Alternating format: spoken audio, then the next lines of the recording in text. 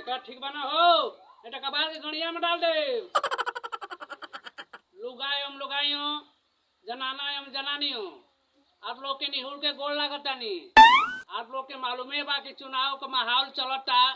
इधर चिहार पंचायत से मुखिया पद हेतु मुसहर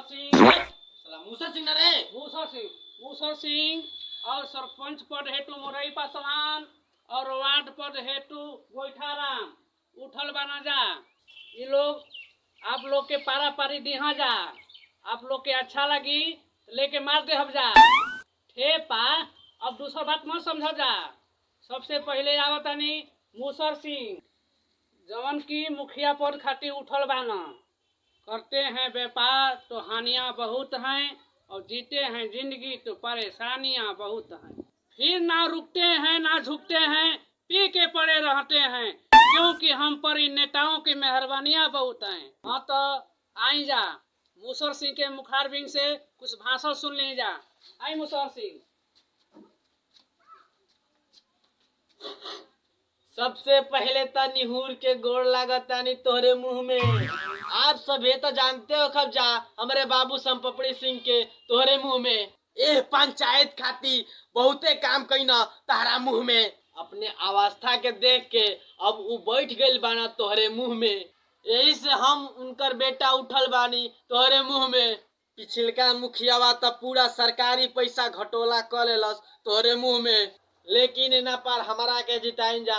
ई साला दलाल 2-2 हजार रुपया लेके पैखाना बनवावत तलसन तोरे मुंह में। हम फ्री में पैखाना बनवाई तारा मुंह में, फ्री में कल गड़वा दे तोरे मुंह में, पूरा नली गली के कचरा साफ करवा के फेंकवा दे तोरे मुंह में, पूरा पिच रोड बनवा दे तोरे मुंह में। मुसहर सिंह कितना ठुसवा मुंह में। ज्यादा बोल देनी क्या रे तोरे मुंह में। ढेर बोलो टका कैला। अच्छा अच्छा, हाँ तो और भाई लोग के मौका मिले के चाहिए तोरे मुंह में। बाकी सब जनता लोग के प्रणाम करतानी तोरे मुंह में। हाँ तो इना पर मार दे जा निकला मुंह में। हाँ तो मुसहर सिंह इतना ठूस दे बा ना मुंह में, भरल बा कि खाली बा। आए खाली बा, अच्छा रुक जाइए भर देता नहीं। हाँ, प्रेम परिचय को पहचान बनाता है, वीराने को गुलिस्तान बनाता है। आप ही की कहता हूँ गैरों की नहीं। मुर्गा दारू और पैसा इन नेताओं को भगवान बनाता है। तो आई जा, मुरई पासवान के मुखारबिन से भाषण सुनी जा। आई आई। जितना लोग सभा में उपस्थित बा सबकर टो के गोड़ लागतानी। हम ज्यादा समय आप लोग का नहीं ले, काहे कि 5 साल तक लेवे के बा। गिर गिर करके मुझको खूब संभलना आता है, जल के बुझना आता है, बुझ के जलना आता है। अपनी किस्मत लिखता हूँ खुद अपने ही हाथों, दारू पैसा बांट कर चुनाव जीतना आता है। दारू पैसा पीछे बटाता, जेके जेके चाहिए उ जाके ले ले।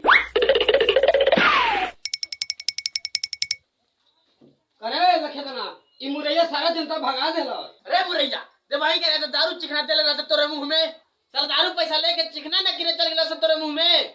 नहीं हो मुसर भाई, सब देखा हो है आवता न सन। बैठ रे गोइठवा, आवा चला हम तोरे मुंह में। जोरे लखेदना, हमारा भाषण कराओ जल्दी। ए मुरई पासवान का खड़ा हुआ टिपोर वाले बा। मुर्गा दारू बांटिए रहा तो खड़ा हो टिपोर वाले खातिर। हाँ, आप लोग के सब जुगाड़ मिल गए ना। अब आवत वार्ड पद से खड़ा बना गोईठाराम, इनकर भाषण सुनी जा। दारू लेके आयल बानी यूपी से, पियाब तो पियबा का। चिल्लात गणिया फाट गई। ए नेताजी अइबा का। अरे अइबा नेताजी, कब कटलो भाषण दे कुर्सिया छोड़ के मनई लिखी दो सोहा।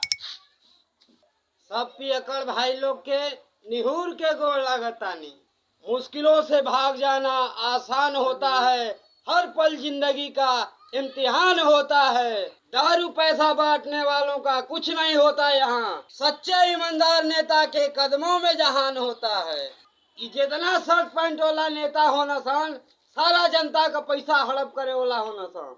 नेता तो हमारे नियर होना सन, जौन खादी का धोती कुर्ता टोपी लगा के मंच पर भाषण देना सन। हमारे नियर नेता ही जनता का हरदम भलाई करी। ये नेता इस साला विपक्ष के चाल बा, इ मुरैया आज हमके नंगा कइले बा। ठीक है